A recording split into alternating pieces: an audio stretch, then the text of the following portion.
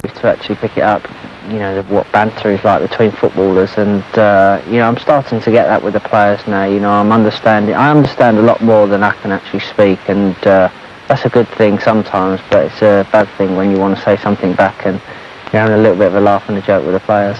What is life like for you now in Madrid? I mean, is your life absolutely under the microscope just as it is when you're here?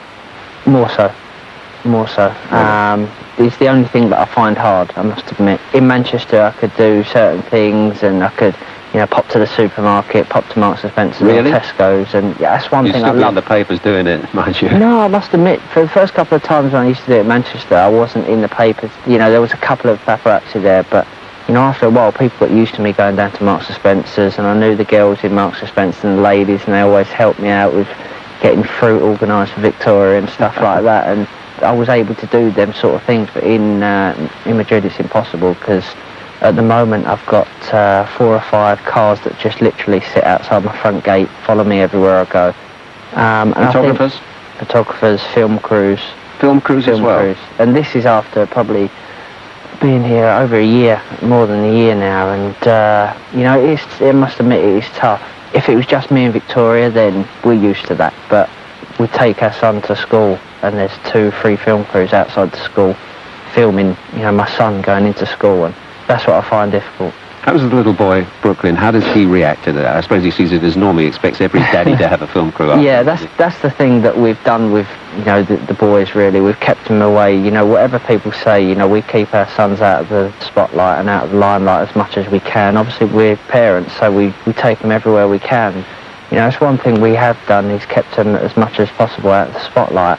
It's important for the boys because, you know, we want them to have fun, we want them to be like normal children, and it'll be hard for them, but he's a good boy. He actually thinks that, you know, every dad has, you know, goes onto a football pitch and plays football in front of, you know, all these people, and they're on the telly. Who does your dad play for? You know, all this, it was funny, we was in London the other day, and we was walking through, we'd just been for lunch, and we was walking past, and all of a sudden Brooklyn went, "Daddy, there's you." And we looked round, there was a big bus going past with me on the side of it, and, you know, that sort of thing, he thinks that happens to all the parents. You know, coming out of school the other day when the film crews were there, we was walking down and the film crew was actually on Brooklyn, and Brooklyn said, "Do you not know I'm not David Beckham?" Good line. And he kept on saying it all the way to the car, and it made me laugh so much. But it's hard, I must admit, it's hard having film crews following my children to school every day and taking pictures, you know. But I've actually turned around to them and said, you know, if you want to get pictures of me, take pictures of me, but do not take pictures of the children. And one of the lines the other day that one of them said was, "No, we want pictures of the children." And that for me is sad. What about actually playing for Madrid? How different is it from Manchester United in terms of preparation, training, the approach to the games? It's similar. It's slightly more relaxed, just because when I was at Manchester United, you know, I've been there for so many years. I've been brought up by a manager that brought all the young players into the team at the same time, and there was sort of regimented, you know, ritual that we went through each week, each game, each training session.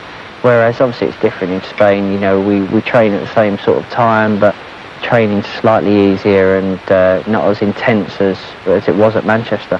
But everything else is similar. You get the impression that when you look at Real Madrid with the Galacticos, as you're called, that you just turn up and play. Yeah. How much preparation really goes into tactics and free kicks and these kind of things? To be honest, there's obviously me, Zidane, Roberto Carlos and Figo. We all practice free kicks all the time, as much as we can.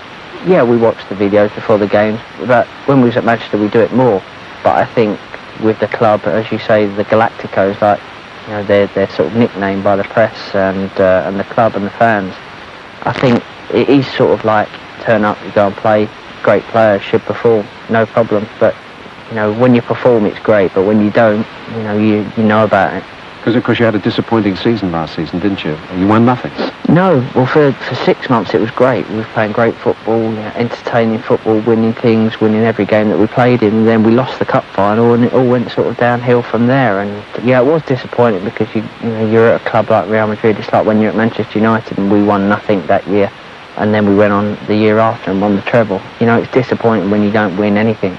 And of course you've had, what, 2 changes of coach in your time there? Yeah. I mean, that must be somewhat disturbing.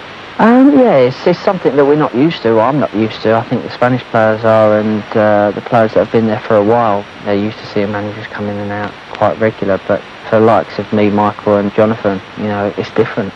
We last spoke just before Euro 2004 in Portugal, and I asked you then if you'd improved as a player by being at Madrid, and you said you had, and you felt you had. Then you went out in 2004. It didn't quite work for you, did it? No. I mean, you've got a fair bit of criticism. How hurtful was that, and how accurate do you think it was?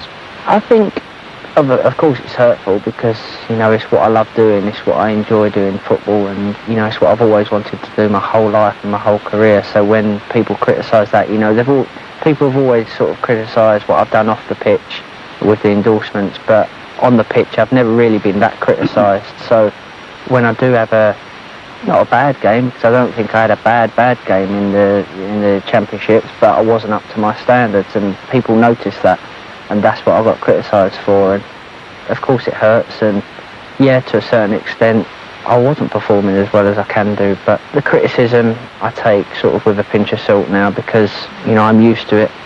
If you read the papers or you hear about what people say and you listen to it, then it'll affect you. It will affect you. But, I don't listen to it anymore because I love playing football. I enjoy what I'm doing.